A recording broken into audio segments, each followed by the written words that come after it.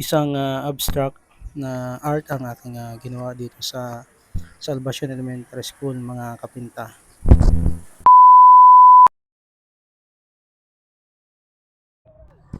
Ang una ko sanang naisip na gagawin dito ay yung parang kahoy, haspi. Kaya lang ang gusto pala ng mga teachers ay yung makulay ulit kasi halos puro kahoy na daw yung nasa paligid ng school. Kaya gusto nila ay makulay. So, nag-isip ako at ito ang aking pag-isipan na ganito na lang yung parang dahon. Puro dahon lang siya pero abstract. Iba-iba ang kanyang kulay. At ang kanyang background na kulay ay violet. So kahapon lang ako nag-start ng paggawa nito. Mga pagbalik ko na pagkatapos kumain, ito na ang aking ginawa doon sa kanilang school. At talaga namang nagusto nila kasi makulay nga at talagang medyo malakas din ang kanyang dating, kaya tuwang-tuwa ang mga mag-aaral at mga teachers doon sa Salvacion Elementary School. At sana nga matapos ko kagad ito kasi meron pang naghihintay na magpapagawa din yung Buena Vista Elementary School. Subalit ang gagawin ko doon ay yung stage. Yun ang lalagyan ko ng design at lettering. So hinahabol ko na matapos kagad ito para naman makalipat na sa iba pang school naman, kasi sigurado sunod-sunod na ulit ang magpapagawa ng school kasi malapit na ang closing. Kung titingnan mo, napakasimpleng design lamang ito. Parang dahon lang. Subalit ang nagbigay sa kanya ng ganda ay yung iba't ibang kulay na maganda yung pagka ng kombinasyon ng mga kulay. Pagka recess ay talaga namang napakaraming bata ang nandyan sa aking tabi na nanonood ng aking ginagawa. Kung minsan yung iba nangingialam pa ng pintura, kaya kung minsan saway ako ng saway. Alam ko naman na curious lang yung mga bata. Out of curiosity na gagawa nila yung ganon. Hindi naman ako nagagalit. Sinasaway ko lang kasi baka matumba yung pintura at masayang.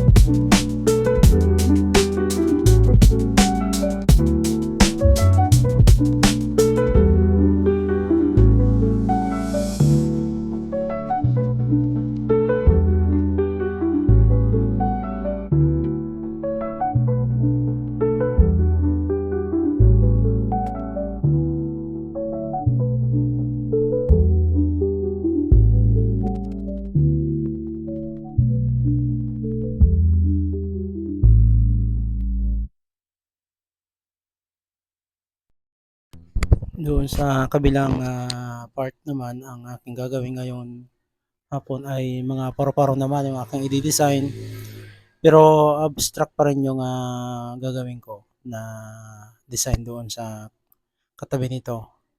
Alternate ang gagawin ko, itong mga dahon-dahon, butterfly, dahon-dahon ulit, and then butterfly. Para naman hindi isang design, hindi makakaumay sa mga manonood. Kasi kung halos lahat ganyan lang, eh, di pangit naman, kaya ang gagawin ko iba-ibahin ko yung kanyang, estilo. Medyo mahaba pa yung aking gagawin, halos nakakaisang ano pa lang ako, span. Itong pader na ito ay mababa lang, tapos medyo may pa-balloon siyang gano'n. Yun yung, kanyang itsura, at may mga sa kanyang mga ano, poste na mababa lang din naman. Ang gagawin ko ay parang, marble ang dating. Tapos, didesignan ko din ng, mga kung ano pang mga maisip ko na ilalagay sa kanyang mga poste. At ang isa pang kagandahan dito sa aking, pinagle-letteringan ay malilim, kasi madami ngang puno na nandito sa aking, paligid. Maya-maya lang ay pabalik na naman ako doon sa salbasyon. Lunch break lang ako, at, ipagpapatuloy ko na ulit yung aking trabaho. So tingin ko ay abutin pa ako ng mga, 3 araw pa or 2, dahil, yung kanilang, ano doon, yung I Love, Salvacion ES ay gagawin ko din, kasi fade na yung kanyang, kulay. So sabi nga ni ma'am kung kasya pa daw yung pintura, sabi ko sobra-sobra pa nga yan ma'am, yung, ating pintura. Kasi dito pakonti-konti lang naman yung aking, ginagamit na pintura. At, sana nga mapansin na tayo ni Tatay Meta, kasi mahigit 1 taon na po tayong ba-vlog ng ganito, at, hanggang sa ngayon ay wala pa tayong, natatanggap na biyaya galing kay Tatay Meta. Pero sa totoo lang nagtitiyaga ako kahit papaano, ah, may inaasahan tayong, hindi na magtatagal ay, maano rin tayo ni Tatay Meta, mapapansin. Kasi yung ating mga content ay, ginagawa natin ang, lahat para mapaganda yung ating mga content, para naman ma-appreciate ng mga manonood. So sa aking mga followers, nagpapasalamat po ulit ako sa inyong lahat sa inyong, pagsuporta, at, sana tapusin natin lagi yung ating, pinapanood na content, at mag-like at, mag-share na rin kung, nagustuhan po ninyo yung aking, mga content.